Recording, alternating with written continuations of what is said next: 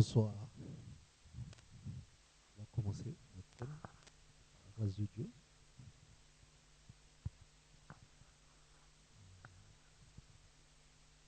Le thème, c'est qu'est-ce qu'un enfant de Dieu? Qu'est-ce qu'un enfant de Dieu? Je suis accompagné de deux frères, qui craignent le Seigneur, et nous allons partager ce message concernant réellement qu'est-ce qu'est vraiment les enfants de Dieu en fait dans ce temps. Tout le monde se dit enfant de Dieu, je suis enfant de Dieu, mais qu'est-ce que dit la parole concernant réellement véritable identité d'un enfant de Dieu? Donc, par la grâce de Dieu, nous allons, avec mes frères, apporter cette réponse, examiner cela à la lumière de la parole, avec des versets à l'appui. Et nous remettons ce moment entre les mains du Seigneur, que le Seigneur nous éclaire. Et afin que ce message puisse vous éclairer aussi, vous affranchir dans le nom puissant de Jésus. Je laisse la parole à mon frère. Bonsoir à tous. Je suis le frère Isaïe. Je vais passer la parole à mon frère, il va se présenter.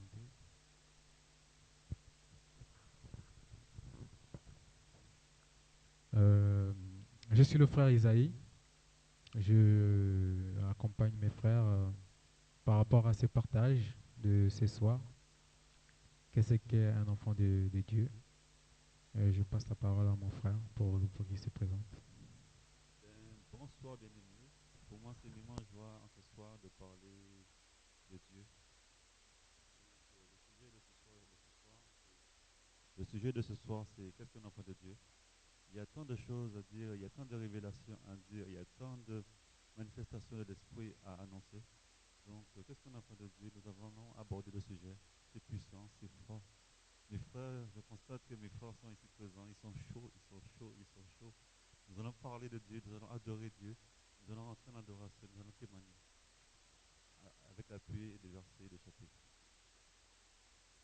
Merci.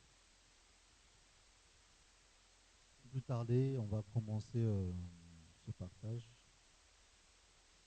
On va...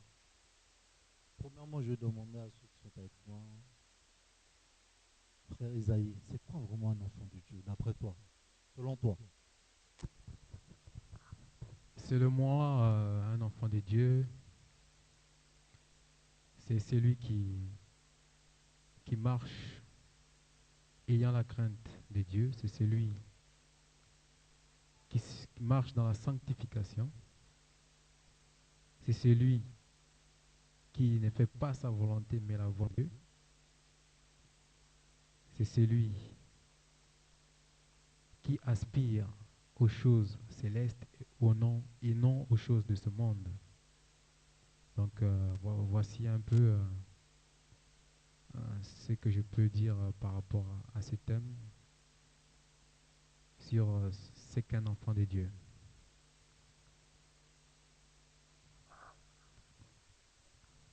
Moi, ce que je rajouterais par rapport à qu'est-ce que c'est un enfant de Dieu? Être un enfant de Dieu, pour moi, c'est de manifester tous les jours dans la marche chrétienne, à travers la marche chrétienne, ce que Dieu a fait dans notre vie. Manifester le salut de Dieu, parler de Dieu tous les jours, mener une vie de prière, mener une vie d'attention, mettre en évidence tous les fruits de l'esprit à l'unité commune. Je parle des fruits de l'esprit parce que vu que dans le temps que nous marchons en ce jour, dans ce monde de Babylone, dans ce monde de ténèbres, dans ce monde de méchanceté, dans ce monde de jalousie, ben, beaucoup d'entre nous, nous marchons en Christ, nous allons dans les cultes, nous nous voyons de temps en temps uniquement dans les cultes, mais est-ce que véritablement nous sommes enfants de Dieu? Et à travers là, c'est à travers les œuvres avec mes frères ici présents que nous marchons, que nous faisons la suite, hein, la marche chrétienne. Eh ben, nous nous rendons compte que un enfant de Dieu, ben, c'est pas. Certains portent le nom ou bien d'apparence, mais en gros, est-ce qu'ils sont enfants de Dieu? Amen.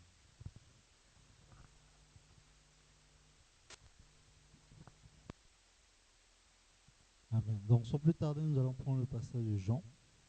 Jean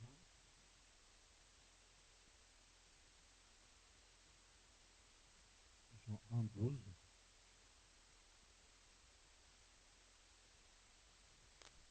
Non, Jean 1, chapitre 1, à partir du verset 12.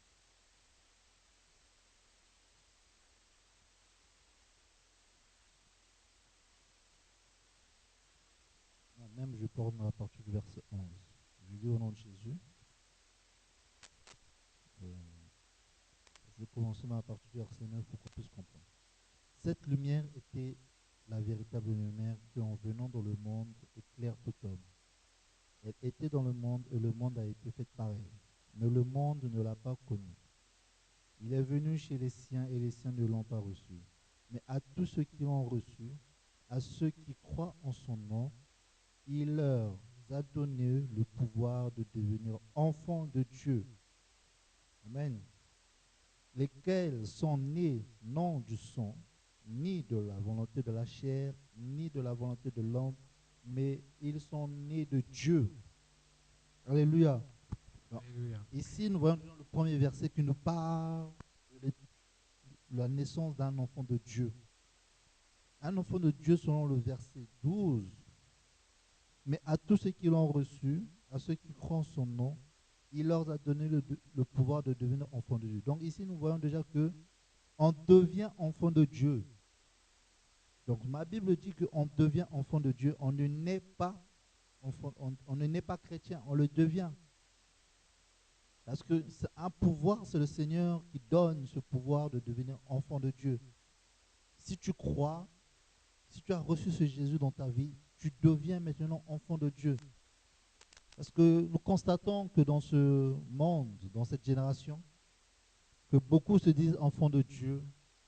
Oh, je suis un enfant de Dieu. Mais la Bible nous dit que on devient enfant de Dieu. On n'est pas né. Ce n'est pas quelque chose on acquiert par l'héritage. Non. Ce n'est pas parce que mon père ou ma mère est chrétien ou ma famille de génération en génération, ça perdure qu'on est des chrétiens. Non. On devient chrétien parce que dans sa vie, on doit faire la rencontre avec Dieu. Et dès lors que tu fais cette rencontre avec Dieu et que tu crois en son nom et que tu crois qu'il a donné sa vie pour toi, alors là, tu deviens enfant de Dieu. Donc ici, on voit que les enfants de Dieu ne sont pas nés de la chair. Donc entre voilà, la volonté de la chair de l'homme, entre voilà, comme on connaît, comme on vient au monde. On est tous créatures de Dieu, mais on n'est pas tous enfants de Dieu. On devient enfant de Dieu. Amen. Donc c'est le pouvoir que Dieu donne. Dès lors on croit, dès lors quand on vient à lui, c'est là que Dieu nous transforme. On devient enfant de Dieu. Et nous allons voir cette transformation. Qu'est-ce que cette transformation, ce pouvoir que Dieu donne afin de devenir enfant de Dieu. Nous allons continuer toujours dans Jean chapitre 3. Jean chapitre 3.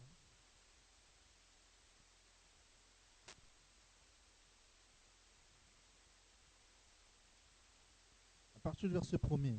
Mon frère, tu peux lire, s'il te plaît?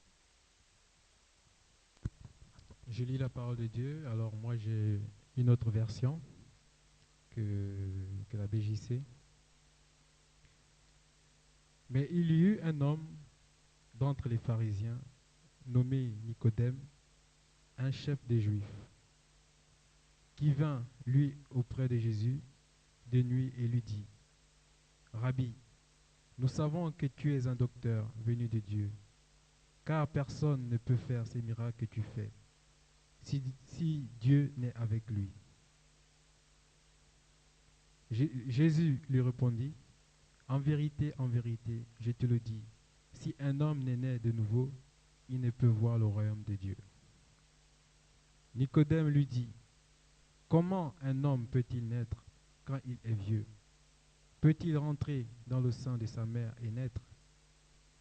Jésus lui répondit, en vérité, je te le dis, si un homme n'est né d'eau et d'esprit, il ne peut entrer dans le royaume de Dieu. Ce qui est né de la chair est chair, et ce qui est né de l'esprit est esprit. Ne t'étonne pas que je t'ai dit, il faut que vous naissiez de nouveau. Le vent, amen. Voyons ce chapitre. Là, c'était la conversation entre Jésus et Nicodème. Nicodème, pour ceux qui ne savent pas, c'est un docteur de la loi qui, si vous voulez, connaissait la loi de Dieu, connaissait la Torah. Mais un jour, il vient le soir, retrouver Jésus, demandant parler avec le Seigneur.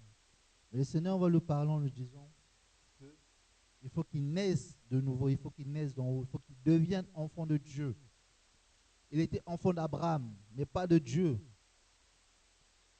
Il connaissait la Torah, il connaissait les enseignements, il connaissait toutes les paroles parce qu'il était assez âgé.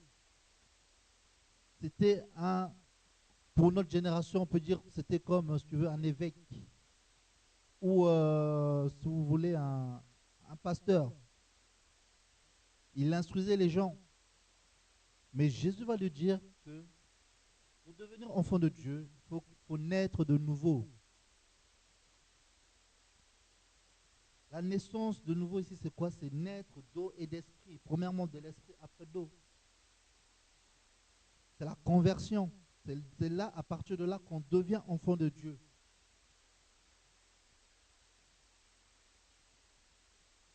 Donc, ce qui est né de la chair est chair. Ce qui est né de l'esprit est esprit. Il faut que vous naissiez d'en haut. Donc la Bible dit qu'on doit naître de nouveau afin de devenir enfant de Dieu. Parce que la nouvelle naissance est premièrement spirituelle. Elle n'est pas physique. C'est dès lors que tu crois que Jésus-Christ est Seigneur et Sauveur. Et c'est là Jésus vient par son esprit te sceller, te greffer en lui. Et à partir de là, tu deviens enfant de Dieu. Donc, mes amis, laissez-moi vous dire que tout ce monde qui se dit enfant de Dieu n'est pas enfant de Dieu. On devient enfant de Dieu. On ne naît pas enfant de Dieu. Ce n'est pas parce que ton père ou ta mère est chrétien, toi aussi tu es chrétien. C'est faux. Tu dois faire ta propre rencontre avec Dieu. Amen. Tu dois faire ta propre rencontre avec le Seigneur. Car le salut est personnel. Parce que le jour que tu mourras, tu ne seras pas avec ton père ou ta mère ou ta soeur. Non, tu seras seul. Tu es venu seul au monde et tu mourras seul. Et c'est pendant que tu vis, tu respires, que tu dois chercher ce Dieu, à connaître ce Dieu. Ne base pas ta foi par rapport à tes parents, mais base ta foi selon la parole de Dieu, selon Jésus. Car c'est Jésus qui sauve, c'est Jésus qui transforme les cœurs, c'est Jésus qui ramène les gens à la vie. Moi, j'ai des amis qui me disent que moi, je suis enfant de Dieu. Mais non, tu te dis enfant de Dieu, mais ta vie n'est pas à la lumière de la parole. Tu es dans la fornication, tu es dans le mensonge, tu es dans le péché, tu t'es dit enfant de Dieu. La parole me dit que les enfants de Dieu, c'est ceux qui gardent le commandement de Dieu et qui la pratiquent. Donc, un enfant de Dieu doit garder le commandement de Dieu et pratiquer ce commandement-là. Amen. Toi qui cours après les femmes, tu te dis, je suis enfant de Dieu aujourd'hui. Tu pars en boîte demain, tu vas aller prier. Tu te dis, enfant de Dieu, laisse-moi te dire, c'est faux. Si tu meurs comme ça, là, c'est l'enfer qui t'attend. Parce que bon, la Bible dit que les enfants de Dieu sont nés de l'esprit. Sont ceux des personnes qui ont fait la rencontre avec Dieu, qui ont donné leur vie au Seigneur. Oh! Un homme se croyait être enfant de Dieu, se croyait être sage dans la parole. On l'appelait Saul de Tarse, mais par la suite il est devenu Paul. Il croyait bien faire. Il persécutait les chrétiens. Mais dans son cœur, il croyait bien faire. Mais dès lors, ce jour, sur le chemin de Damas, il a fait la rencontre avec Dieu. Il a reconnu que non, qu'il ne combattait pas le bon combat. Dès lors qu'il a vu ce Jésus se manifester, il a donné sa vie, sa vie à Jésus. Il est devenu maintenant enfant de Dieu. Mais lui qui connaissait toute la loi, tous les principes de la loi mosaïque, il se croyait fils de Dieu. Mais quand Jésus s'est manifesté à lui, il a vu que non, il n'était pas enfant de Dieu. Il était une simple créature. Malgré sa connaissance, il était Alors, docteur. bien dit, mon frère, malgré sa connaissance, nous voyons les théologiens de cette génération. Faites les théologies, mais il n'y a pas l'esprit. Oui, vous avez la connaissance, mais l'esprit n'y est pas pour accompagner cela. Ah oui, pas vrai, mon frère. C'est exactement ça. On se rend compte que qu'il y a beaucoup de personnes qui se disent enfants de Dieu, mais en fait, ils se trompent. Il y en a qui pensent que être un enfant de Dieu, c'est aussi faire de bonnes œuvres, c'est être gentil, c'est n'est pas forcément oppresser son voisin ou je sais pas. Mais cela se trompe. C'est pas en fait leur gentillesse qui font d'eux des enfants de Dieu. Ce n'est pas parce que tu ne fais pas de problème à autrui que tu es un homme sage dans la chair ou dans le monde, on va dire ainsi, que tu es forcément un enfant de Dieu. En fait, si tu n'as pas Jésus-Christ dans ta vie, tu es loin d'être un enfant de Dieu. Si tu ne respectes pas la parole de Dieu, tu es loin d'être un enfant de Dieu. Alléluia. Parce qu'aujourd'hui, tout le monde peut s'élever et dire qu'on est enfant de Dieu. Mais c'est par les œuvres, c'est par la reconnaissance, c'est avoir aussi l'Esprit de Dieu en toi c'est par tes fruits qui permettront de manifester en fait ou de dire que tu es enfant de Dieu. Amen. Amen. C'est ce qui me vient là, verset Seigneur, 1 Corinthiens 3.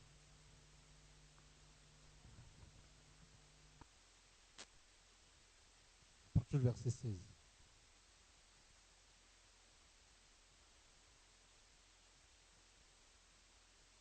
Ne savez-vous pas que vous êtes le temple de Dieu et que l'Esprit de Dieu habite en vous? Amen. Donc, dès lors, quand on devient enfant de Dieu, on devient le temple de Dieu. Donc, notre vie, notre corps devient l'habitation de Dieu en esprit. Et donc, toi qui te dis enfant de Dieu et que ton corps est une habitation en esprit de Dieu, tu es encore dans le péché. Laisse-moi te dire que non, Dieu n'est pas avec toi. Parce que ma Bible dit que ne savez-vous pas que vous êtes le temple de Dieu et l'Esprit de Dieu habite en vous?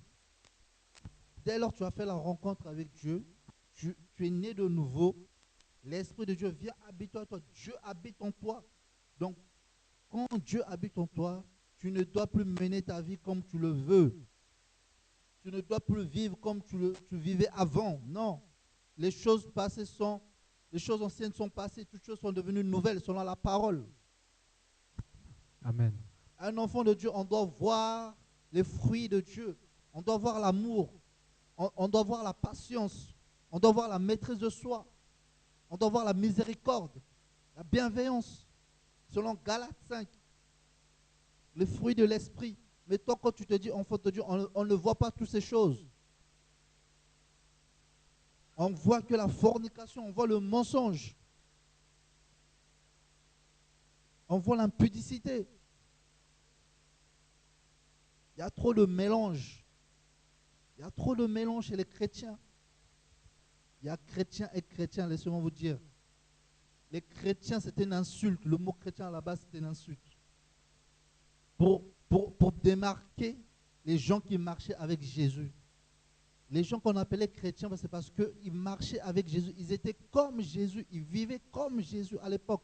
Chrétien, c'est être semblable au Christ, ressembler à Christ. Mais quand on voit ta vie, tu ressembles à Jésus. On ne voit pas cela. Nous devons être des lettres écrites. Donc quand quelqu'un te voit, doit lire en toi Jésus. Doit lire en toi l'amour. Doit lire en toi le pardon, la miséricorde, la sanctification, la sainteté.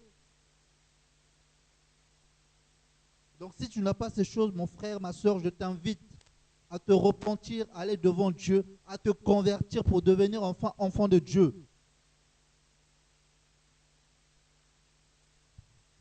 Ah oui. Mon frère, tu as quelque chose à dire parce que là, ça me révolte quand je vois ces choses. Oui, je vais rajouter en fait, je vais lire un passage en fait pour éclairer encore ce que mon frère est en train de partager. Euh, En fait, un enfant de Dieu doit avoir des fondements. Et le fondement passe par le Seigneur Jésus-Christ. On va lire 1 Corinthiens chapitre 3 au verset 10. Selon la grâce de Dieu qui m'a été donnée, j'ai posé le fondement comme un sage architecte et un autre édifie dessus. Mais que chacun prenne garde comme il édifie dessus, car personne ne peut poser un autre fondement que celui qui a été posé, à savoir Jésus-Christ. Amen. Donc la Bible est claire que celui qui veut être enfant de Dieu, s'il n'a pas Christ dans sa vie, comme fondement, est loin d'être un enfant de Dieu. Amen. Amen. Donc on peut voir par ces passages-là que Jésus est la base. Amen. Jésus est le commencement. Amen. Jésus est le chemin. Amen. Jésus est la fin. Amen. Que c'est par lui, comme dit Matthieu 14, en vérité, je vous dis que je suis le chemin, la vérité et la vie. Donc, que nul ne va au Père qu'en passant par moi. Donc, on peut voir là que Jésus est le centre de toutes choses. Vraiment, si on n'a pas Christ comme base, on est loin d'être un enfant de Dieu. Amen. Rémi, tu as quelque chose à nous dire, à rajouter par rapport à ça? Mais je pense que on peut même pousser, on peut aller au verset 18, au verset 18-19. Comme tu m'as envoyé dans le monde, ainsi je les ai envoyés dans le monde, et je me sanctifie moi-même pour eux, afin que eux aussi soient sanctifiés par la vérité. Donc là, le Seigneur demande à se sanctifier et d'avoir cette vérité en soi. On doit marcher selon la vérité en fait. On doit avoir la vérité en nous. On doit être un modèle de sanctification et un modèle de vérité en fait. Donc voilà, ce passage montre que hormis la sanctification, on doit être vraiment un modèle pour être un enfant de Dieu vis-à-vis des autres, de ceux qui sont encore dans le monde. On doit montrer, en fait, on doit se démarquer des autres. On doit être il doit avoir une différence entre celui qui est encore dans le monde et celui qui se dit enfant de Dieu. Donc en nous doit habiter en fait une vérité. On doit avoir cette vérité en nous. On doit avoir cette sanctification qui nous permet de se détacher de ceux qui sont encore dans le monde. Amen. Je voudrais aussi ajouter, je voudrais aussi continuer à partir du verset 19. Et je me sanctifie moi-même pour eux afin qu'eux aussi soient sanctifiés à la vérité. Or, je ne prie pas seulement pour eux, mais aussi pour ceux qui croient en moi par leur parole. Là, l'exhortation, le conseil et ce que j'ai vu de moi-même depuis ma nouvelle naissance, ben, j'ai constaté qu'en ayant une vie de sanctification, une vie de prière intense tous les jours, ben, sans la vie de sanctification, lorsqu'on marche dans la vie chrétienne et lorsqu'il y a des réunions d'éveil, lors de cultes, lorsqu'il y a il y a de nouvelles arrivées, de nouvelles personnes qui arrivent, qui cherchent le salut et qui ont été attirés par Dieu, comment ces gens font pour arriver dans nos cultes, dans les lieux de réunion de veille? C'est parce qu'ils ont entendu la parole, c'est parce qu'ils ont été guidés, c'est parce qu'ils veulent entendre, ils veulent être sauvés, ils veulent être sortis de ce monde. Et comment ils font pour arriver jusque-là? Ben, c'est par la parole, la sanctification, la parole qui est juste. Et lors des délivrances, lors des impositions des mains, lors des paroles qui est juste, qui touchent l'âme de ces personnes qui cherchent le salut, qui cherchent à être déconnectées de ce monde, qui cherchent à être délivrées et guéries, et bien sans une vie de sanctification, et là je reviens au verset 19, et je me sanctifie moi-même pour eux, afin qu'eux aussi soient sanctifiés par la vérité. Or, je ne prie pas seulement pour eux, mais aussi pour ceux qui croient en moi par leurs paroles. Donc, ça revient à dire que si on n'a pas une vie de sanctification, on ne peut pas, par nos paroles justes, on ne peut pas délivrer, la parole ne peut pas toucher la personne directement à travers des paroles justes qui viennent de Dieu, quoi, la Bible. Amen. Amen. Et j'avais sur un autre verset dans 1 Corinthiens toujours 6, à partir du verset 9, c'est vraiment un passage que j'aime bien, parce que bon, si c'est pour en montrer à peu près en fait des genres de personnes qui, qui ne sont pas agréables à Dieu. En fait. 1 Corinthiens 6, 9 nous dit que ne savez-vous pas que les injustes n'hériteront pas le royaume de Dieu? Ne vous trompez pas vous-même, ni les fornicateurs, ni les idolâtres, ni les adultères, ni les efféminés, ni les homosexuels, ni les voleurs, ni les avares, ni les ivrognes, ni les médisants, ni les ravisseurs n'hériteront le royaume de Dieu. Voyez, vous qui dites enfant de Dieu, vous commettez ce genre de choses. Mais la Bible dit que vous n'hériterez pas le royaume de Dieu. Un enfant de Dieu ne peut pas commettre ces choses, ces abominations. Un enfant de Dieu ne peut pas mentir. Un enfant de Dieu ne peut pas frauder. Toi qui te dis chrétien, tu fraudes ton train. Un enfant de Dieu ne peut pas mentir. C'est pas de Dieu. C'est pas de Dieu. Donc si tu n'es pas réellement converti, mon frère ou ma soeur, je t'invite réellement à chercher la face de Dieu, à être converti de nouveau. Converti réellement d'être né d'en haut. Parce que la nouvelle naissance vient en fait enlever ta vieille nature, en fait, te donner une nouvelle nature. La nature est en Christ. Oh Jésus, Dieu aide-nous. Aide-nous. Et j'aime bien ce livre de 1 Jean. On va prendre 1 Jean. Ça nous parle réellement d'identité d'un enfant de Dieu.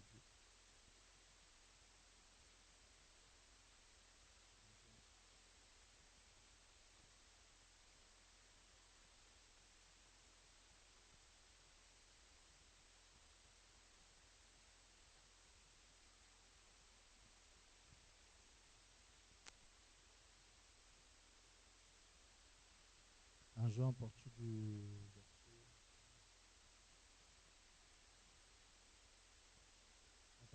Jean 1, oui, à partir du verset 5.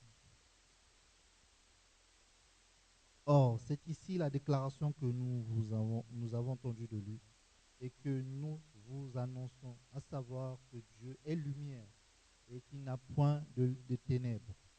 Si nous disons que nous sommes en communion avec lui et que nous marchons dans les ténèbres, nous mentons et nous n'agissons pas selon la vérité. La Bible est claire. La Bible dit que Dieu est lumière. Donc, si toi qui te dis tu marches avec Dieu, tu es dans les ténèbres, laisse-moi te dire que tu mens. Tu n'es pas dans la vérité. Parce que la Bible dit que Dieu est lumière. Donc, si tu te dis de Dieu, tu dois aussi être la lumière. Tu ne dois pas être dans les ténèbres. Amen. Mais si nous marchons dans la lumière comme Dieu est dans la lumière, nous sommes en communion les uns avec les autres. Et le sang de son Fils, Jésus-Christ, nous a purifiés. Vous voyez, la Bible dit, mais si nous marchons dans la lumière comme Dieu est dans la lumière, nous sommes en communion avec lui. Donc si toi tu te dis, chrétien, tu es dans la lumière, gloire à Dieu. Mais toi qui te dis chrétien, mais tu ne vis pas selon la parole, tu n'es pas dans la lumière, tu es dans les ténèbres. Amen. Et je peux encore pousser ça loin. Si nous, verset 8, si nous nous disons que nous avons point de péché, nous nous séduisons nous-mêmes et la vérité n'est pas en nous.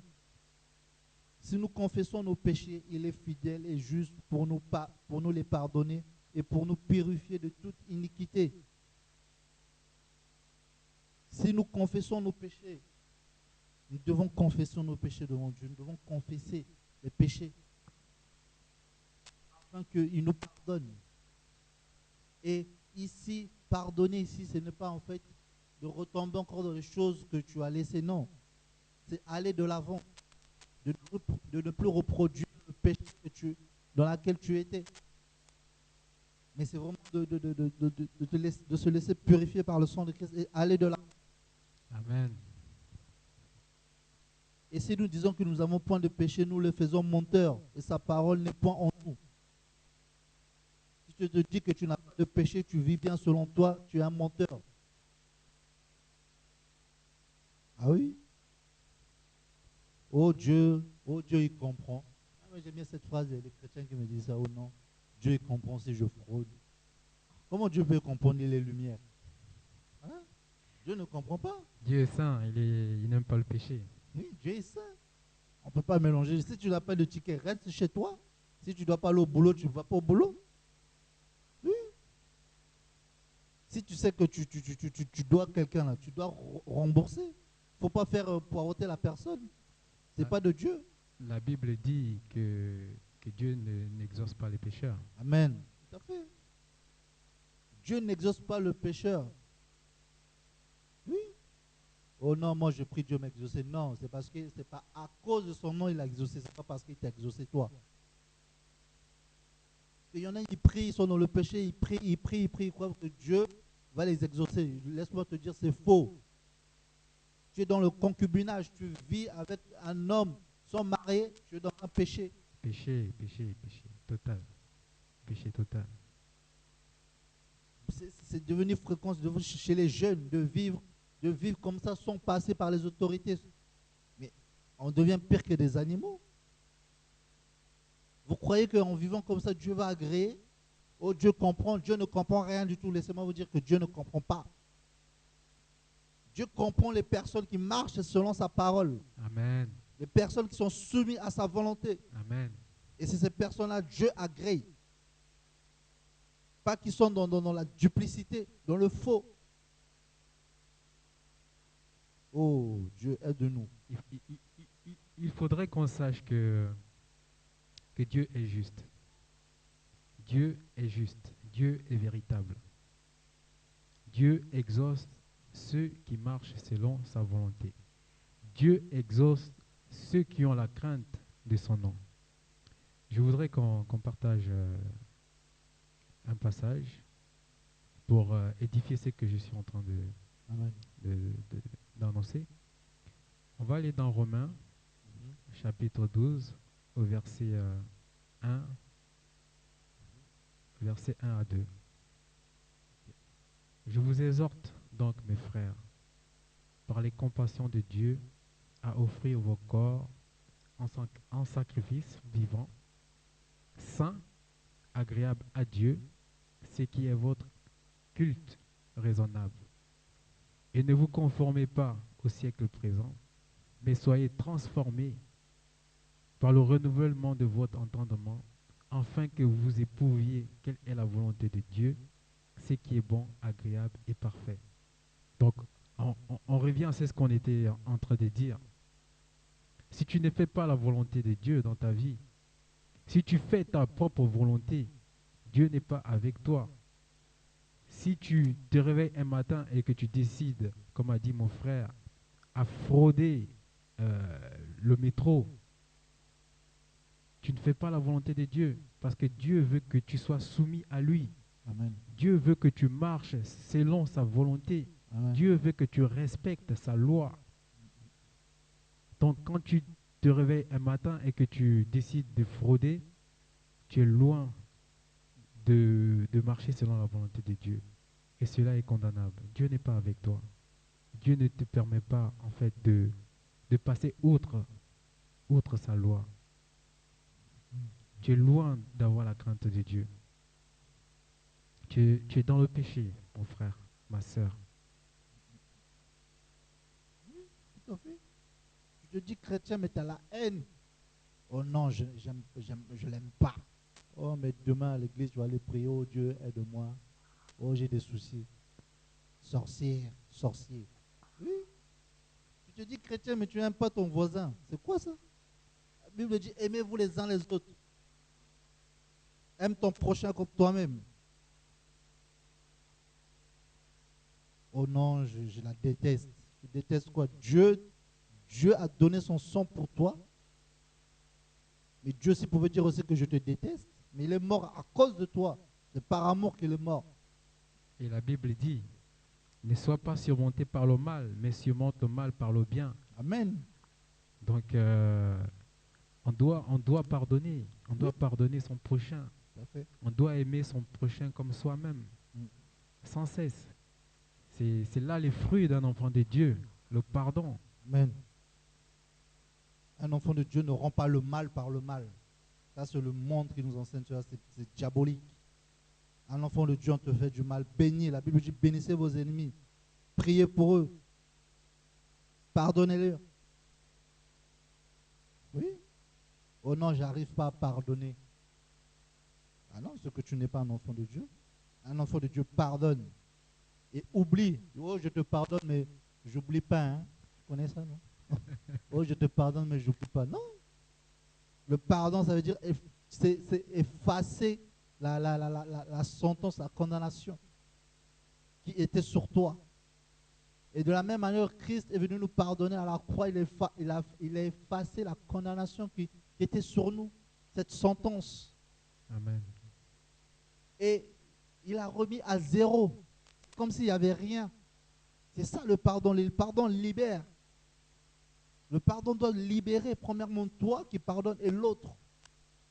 Maintenant, si la personne ne veut pas te pardonner, mais toi, au moins, toi, tu fais cette démarche de pardonner. Au moins, Dieu voit ta démarche. Au moins, là, devant Dieu, Dieu te garde. Oh non, il m'a trop blessé. Non, je ne peux pas pardonner. Mais on s'est dit, enfant de Dieu, on prie. Hein. À l'église, là-bas, non, on prie en langue, on chante. Oh Dieu, je t'aime. Mais tu n'aimes pas ton voisin que tu vois. La Bible dit, comment peux-tu aimer quelqu'un que tu ne vois pas alors que ton voisin que tu vois, tu ne l'aimes pas? Oh mon Dieu. Oui. Hypocrite. Pardonnez-moi, c'est dur, mais voilà, c'est comme ça. On est là pour dire la vérité. Tu dois dire la vérité. Parce que non, il y a trop de mélange, il y a trop de confusion. Oh, je suis enfant de Dieu. Enfant de Dieu, tu t'habilles serré. On voit tout.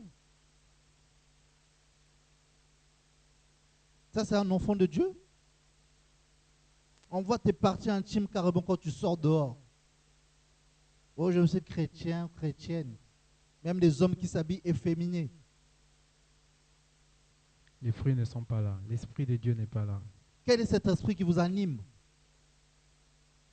Vous qui dites enfant de Dieu, quel est cet esprit qui vous anime, qui vous attire à faire ce genre de choses? Bon, l'Esprit de Dieu est là pour nous emmener, pour nous conduire dans la vérité, la Bible dit.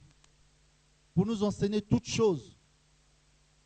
Pour nous conduire dans la sainteté, dans la vérité. L'Esprit de Dieu vient convaincre du jugement, de justice et du péché. Quel esprit est en toi qui te convainc de t'habiller ainsi? On voit tout tes seins en l'air. On voit ton torse nu dehors. Tu te dis chrétien. Ah oui. Ceux-là sont les signes d'un enfant qui n'est pas encore converti. Ah oui. Parce que si l'Esprit de Dieu demeure en toi, tu ne peux pas, en fait, être, j'appelle ça être à découvert. Tes parties intimes ne peuvent pas être mises à nu ainsi. Amen. L'Esprit te parlera, en fait. Tu seras, en fait, il y a quelque chose en toi qui te dira que non, là, il y a un truc qui ne va pas. Il y a quelque chose en toi qui va te déranger, en fait. Parce que l'esprit en toi va te pousser en fait à ne pas sortir ainsi. Mais si tu sors ainsi, si tu vas à un culte habillé de cette manière, c'est que vraiment, soit tu n'as pas l'esprit de Dieu, et en plus tu ne fais pas la volonté de Dieu parce que tu désobéis en Il n'est fait pas au Seigneur. converti tout court, frère. Voilà, tout simplement. Tout Il n'y a pas de simplement. conversion. Il n'y a pas de conversion. Il n'y a Merci, pas de merci mon rencontre frère. réelle avec Dieu. Parce que dès lors que tu rencontres Dieu, le changement est radical. Oh, nous allons prendre ce passage dans Acte 9, nous allons voir le changement de Paul, le Saul, qui s'appelait avant Saul de Tarse, mais qui est devenu Paul par la grâce de Dieu. Changement radical.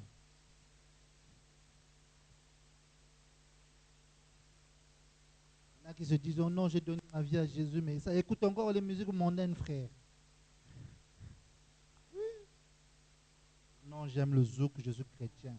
J'aime le dancehall, je suis chrétien. Non, l'esprit te convainc de péché, de jugement. Il doit te dire que non, c'est ce que tu écoutes, c'est pas bon. Amen. Acte 9. 1009 pour la BJC.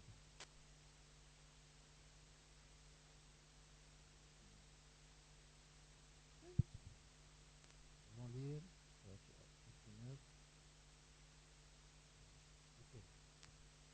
Or, Saul, respirant encore la menace et le carnage contre les disciples du Seigneur, s'adressa au grand prêtre et lui demanda des lettres de sa part pour porter aux synagogues de Damas, afin que, s'il trouvait quelques-uns de cette secte, hommes ou femmes, il les amenait liés à Jérusalem.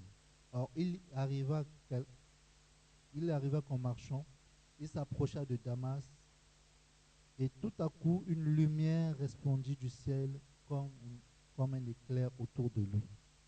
Il tomba par terre et il entendit une voix qui lui disait, « Saul, Saul, pourquoi me persécutes-tu » Et il répondit, « Qui es-tu, Seigneur » Et le Seigneur lui dit, « Je suis Jésus que tu persécutes. Il te serait dur de regimber contre les aiguillons. » Alors, tout tremblant et tout effrayé, il dit, « Seigneur, que veux-tu que je fasse ?» Amen. Amen. Lui, Paul, qui connaissait toutes choses, qui persécutait les chrétiens, mais dès lors qu'il est tombé en face de ce Dieu, oh Jésus, il est tombé devant Jésus. Il a oublié sa mission qu'il devait aller faire, c'était d'aller lier les chrétiens, c'était d'aller chercher, persécuter les chrétiens. Mais dès lors qu'il a rencontré Jésus, il a oublié sa mission. Il s'est converti automatiquement. Il a oublié tout ce qu'il avait. Il a dit, Seigneur, que veux-tu que je fasse pour toi? C'était radical le changement. Amen. Il n'a pas dit que non, d'abord je fais ma mission. Non, c'était radical. Il a oublié tout ce qu'il faisait. Il a abandonné tout ce qu'il avait en lui. Il a tout abandonné à l'instant même. Le copinage, il a tout abandonné. Le mensonge, il a abandonné. La fornication, il a abandonné. L'heure de la rencontre avec le Seigneur, on abandonne tout, frères et sœurs, on abandonne tout. On ne garde pas un peu. Non. Ça, ce n'est pas une véritable conversion alors. Tu dois tout abandonner en toi, afin de laisser Jésus maintenant te conduire, habiter en toi.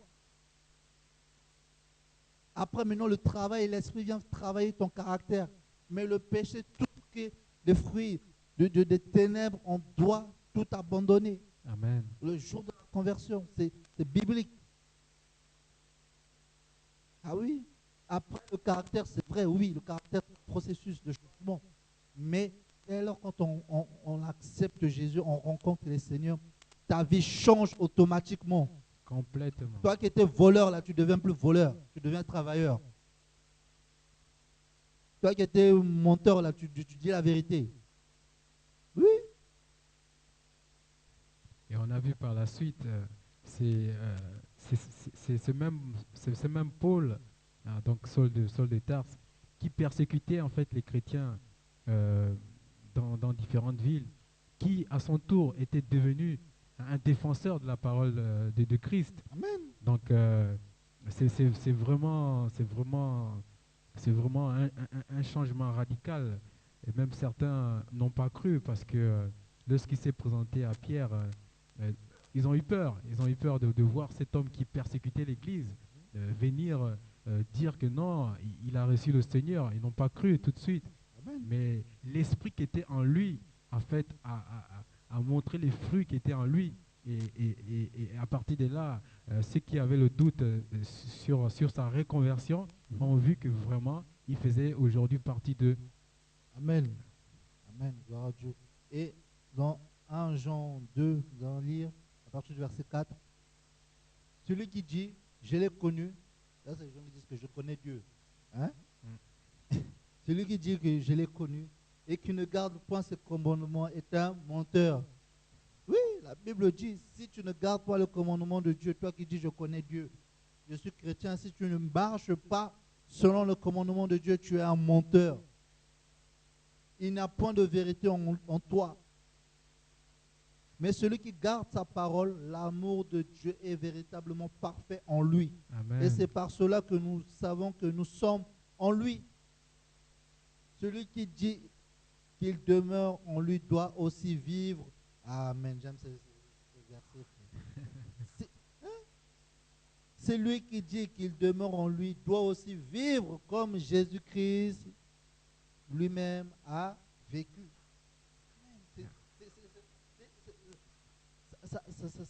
Comment on va dire, Ça dit tout. Ça dit tout. Hein?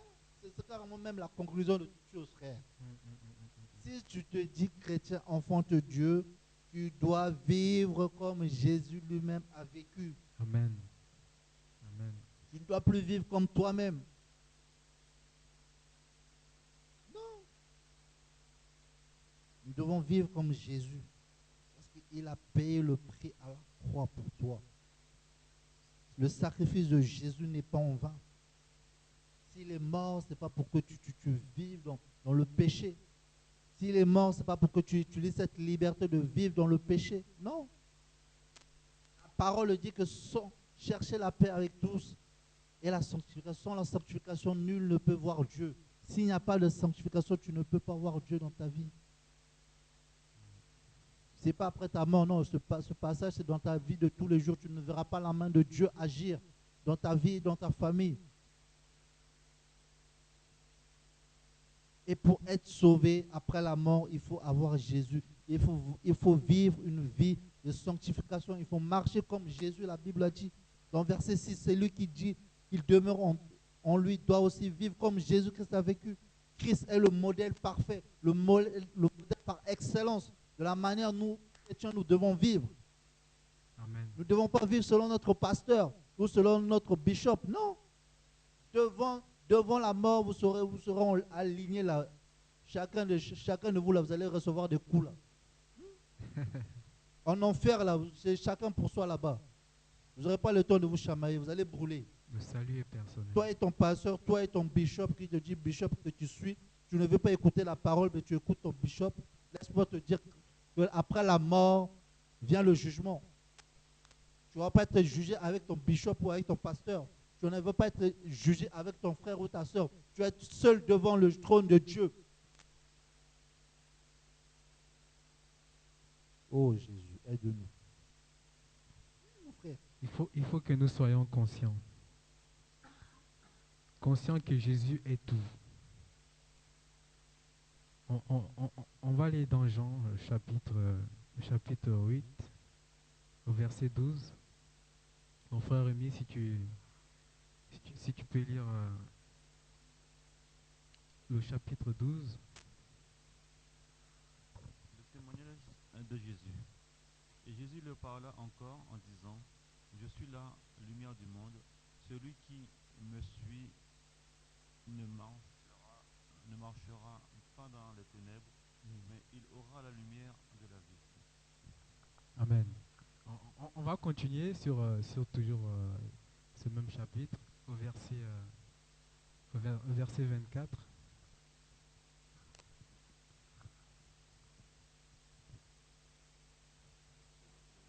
C'est pourquoi je vous ai dit que vous mourrez dans vos péchés. Car si vous ne croyez pas que Jésus, que je suis, vous mourrez dans vos péchés. Alors, ils lui dirent, toi, qui es-tu? Et Jésus leur dit, ce que, vous, ce que, vous, ce que je vous dis, dès le commencement, j'ai beaucoup de choses à dire de vous et à condamner en vous. Mais celui qui m'a envoyé est véritable. Et les choses que j'ai entendues de lui, je les dis au monde, ils ne comprirent pas qu'il leur parlait du Père. Ok, on va continuer au verset 31. Verset 31. Et Jésus disait aux Juifs qui avaient cru en lui, si vous demeurez dans la parole, vous serez vraiment mes disciples. Vous connaîtrez la vérité et la vérité vous rendra libre. Amen. Amen. Donc, on peut voir que Jésus est le départ, est le centre, est la base de toutes choses. Au verset 12, il nous dit qu'il est la lumière du monde. C'est par lui que nous devons être. C'est en lui que demeure sa lumière. C'est lui qui nous éclaire en fait. C'est par lui que nous devons en fait marcher. Jésus est tout. Il est le bon berger. Jésus est le chemin. Jésus est la vérité. Jésus est le centre. Jésus est le commencement. En fait, sans Jésus, nous ne pouvons rien faire. Au dernier verset, au verset 31, il demande d'avoir en fait la vérité. Il demande de connaître en fait la vérité. Je voudrais poser une question à mes frères et à mes sœurs. Est-ce que vous avez la vérité en vous? Est-ce que vous vous êtes déjà arrêté à un moment donné et vous demandez le chemin où vous êtes, est-ce le bon chemin? Est-ce que vous vous êtes déjà posé cette question? Qu'est-ce que je deviendrais demain si je mourais dans cet état? Est-ce que vous vous êtes déjà demandé, est-ce que la lumière de Christ est en moi? Est-ce que vous vous êtes déjà posé la question, est-ce que l'Esprit de Dieu est en moi? Mon frère, ma soeur, ce message est pour toi. Nous venons te dire de revoir ta vie, de revoir vraiment ta vie. Parce que le temps avance d'une vitesse. Il est temps de t'examiner, de voir ce qui peut te ramener dans le bon chemin, ce qui peut t'éloigner du péché, vraiment. De t'habiller de cette lumière qui est Christ. De mettre en toi cette parole qui donne comme héritage depuis des générations maintenant. Cette parole qui est dans la Bible. Tu dois la porter afin que toi aussi, demain, après-demain, tu ailles porter, Seigneur, cette vérité, je voulais dire Seigneur, mais enfin, que tu ailles porter en fait le Seigneur à ceux qui ne l'ont pas encore reçu. Amen. Car la Bible dit, allez partout dans les nations, faire des disciples, des nations mes disciples, merci mon frère. Donc voilà, c'est un droit pour toi d'aller porter la parole de Dieu. Je dirais même, c'est plus que cela. C'est une obligation même, je dirais, d'aller porter la parole de Dieu à ceux qui ne l'ont encore pas reçu. Je ne sais pas si mon frère Rémi veut ajouter quelque chose. Oui, ce que je voudrais rajouter par rapport à ce que le frère Isaïe vient d'ajouter, c'est que nous sommes tous des enfants de Dieu et il faut qu'on prie, comme dit les versets des chapitres, il faut veiller et prier sans cesse pour ne pas tomber en tentation. Ça veut dire quoi? C'est sans cesse manifester les fruits de l'esprit, comme dit Galates 5.22. On va le lire. Galates 5.22. Mais le fruit de l'esprit, c'est la charité, la joie, la paix, la patience, la bonté, la bienveillance, la foi, la douceur, la tempérance. La loi n'est pas contre ces choses. Ceux qui sont en Christ ont crucifié la chair avec ses passions et ses désirs. Si nous vivons par esprit, marchons aussi par esprit. Ne cherchons pas une vaine gloire en nous provoquant les uns des autres et nous portant envie les uns des autres. Donc, ce que je voudrais ajouter par rapport aux fruits de l'esprit, lorsqu'on dit que veille et prier sans cesse, c'est l'une des prières, c'est l'une des versets et chapitres qu'il faut méditer sans cesse. Cela nous permet de ne pas s'égarer. Cela nous permet de ne pas être fermé ou bien de ne pas s'éloigner de la vision de Christ. C'est important. C'est important. Il y a mes frères qui, lors des cultes, qui disent tous les mardis, tous les mercredis, nous avons des enseignements. Nous parlons, les frères parlent, les anciens parlent que pour les programmes de la semaine, pour les nouveaux adhérents, pour les nouvelles personnes qui viennent, les nouvelles personnes qui cherchent le salut, les nouvelles personnes qui cherchent la délivrance. La délivrance, c'est ça. La délivrance, c'est la parole. La délivrance, c'est l'enseignement. Comment on peut être délivré? Comment on peut marcher en tant qu'un enfant de Dieu? Comment quelqu'un peut dire qu'il marche en tant qu'un enfant de Dieu s'il n'a pas le salut en lui, s'il ne comment dire, suit pas des enseignements, il ne manifeste pas l'enseignement, la parole qui délivre, la parole qui guérit, la parole qui rehausse, la parole qui nous rend beaux. Les fruits de l'esprit, les fruits quoi. Et qui n'a pas une vie de prière. Voilà, c'est une vie de prière intense, intense, intense. C'est ce que je voulais rajouter. Merci, mon frère Rémi. Je vais passer la parole au frère Clé. Ok. Donc, pour finir, nous vous exhortons, mes bien-aimés, mes frères, mes sœurs, à chercher réellement en fait Jésus. Parce que les temps sont durs. La Bible dit racheter les temps car les temps sont durs. Et nous devons nous sauver de cette génération corrompue et perverse. Parce que au milieu de nous, il y a le livret, il y a le blé. Et nous ne savons pas qui est qui. Et nous devons chercher à avoir le discernement pour ce temps de la fin. Toi qui es déjà chrétien, je t'invite réellement à chercher le discernement, à connaître réellement la volonté de Dieu pour ta vie et pour toute chose. Ne t'attache pas à un homme, attache-toi à Jésus-Christ. Car c'est Jésus qui sauve. Car lui seul est la solution à tous nos problèmes. C'est lui qui donne la vie. Ce n'est pas un homme, ce n'est pas une église, un bâtiment, non.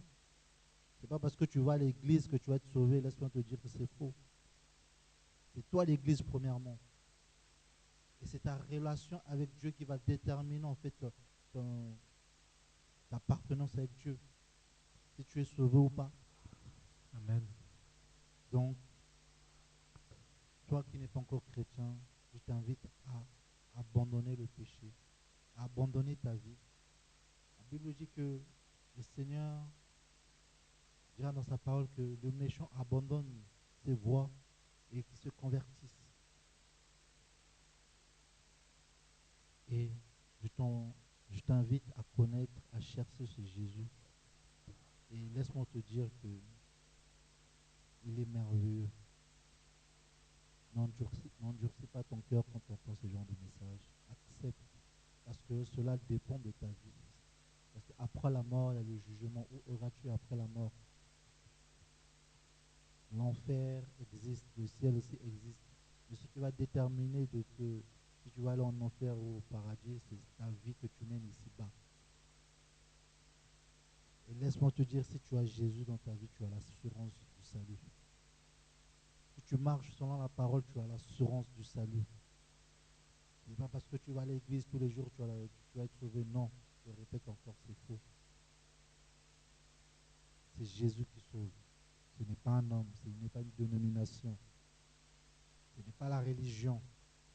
C'est une relation avec Dieu. C'est une communion avec Dieu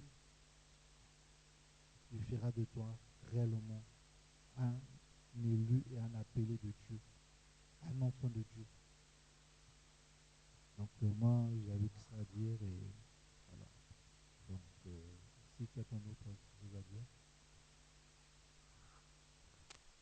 Oui, suite à ce que mon frère Clé a ajouté, c'est touchant. Suite à ce qu'il vient de dire par rapport, c'est pas en allant dans une église tous les dimanches ou dès que possible, pensant que c'est je suis un enfant de Dieu. Non, c'est pas ça.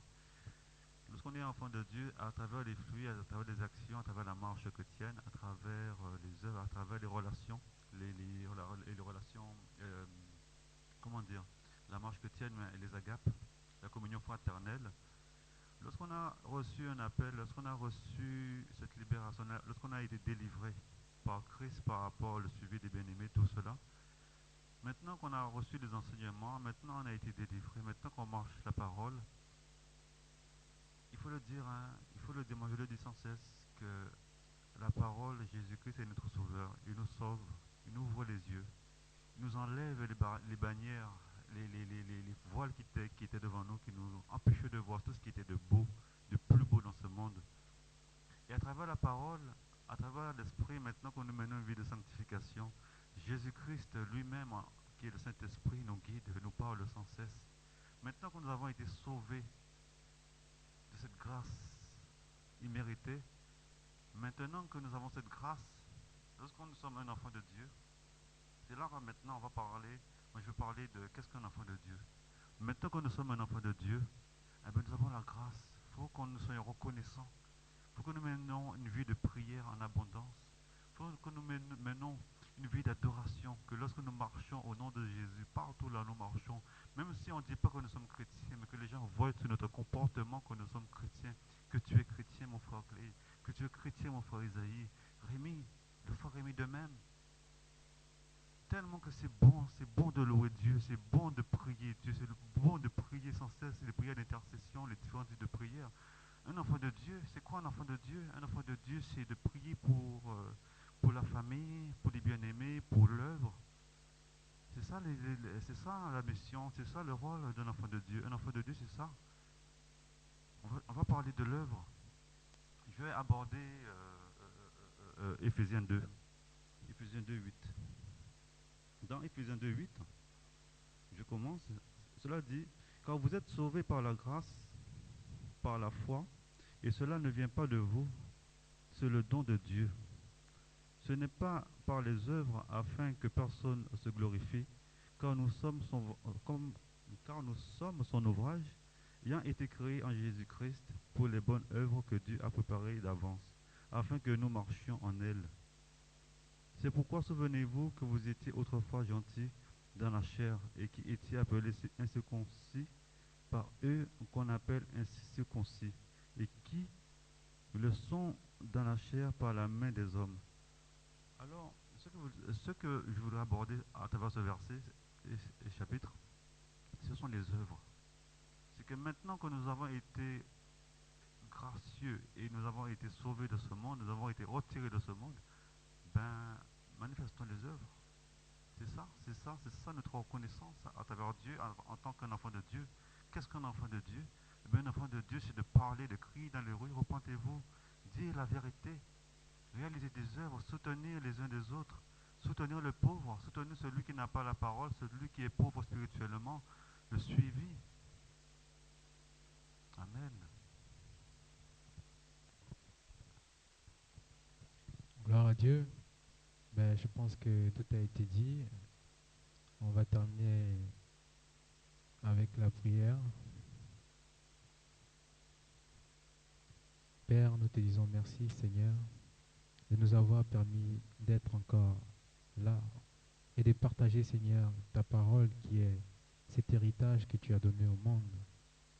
Que ton esprit, Seigneur, à travers cette exhortation, puisse toucher les cœurs de ceux qui marchent encore selon leur volonté. Que ton esprit, Seigneur, édifie à travers cette parole, Seigneur, cet échange qui a été fait. Nous te disons merci, nous te glorifions encore, Éternel, et que ta main, Seigneur, touche encore, Seigneur, tous ceux qui sont encore dans le monde, ô Éternel Seigneur. que les écailles éternelles tombent des yeux et que l'Esprit habite en ceux, Père éternel Seigneur, qui sont encore, Seigneur, dans ce monde, qui marchent encore, Seigneur, dans le monde, qui ne sont pas encore conscients, éternel, que tu reviens bientôt, éternel. Père, à toi la gloire, à toi toutes choses, et que ton nom, Seigneur, se glorifie encore. Au nom puissant de Jésus-Christ. Amen. Je voulais juste dire un truc. Il est normal en fait qu'on ne puisse pas voir en fait nos visages. En fait, on voulait tout rendre la gloire au Seigneur Jésus. Que vous soyez focalisés sur les messages, pas sur nous. Mais vraiment que vous soyez vraiment focalisés sur ce qui a été dit. C'est normal que nous n'avons pas filmé nos têtes. Et que, voilà, que toute la gloire revienne à Jésus. Dans le nom puissant de Jésus-Christ de Nazareth. Que Dieu vous bénisse. Amen.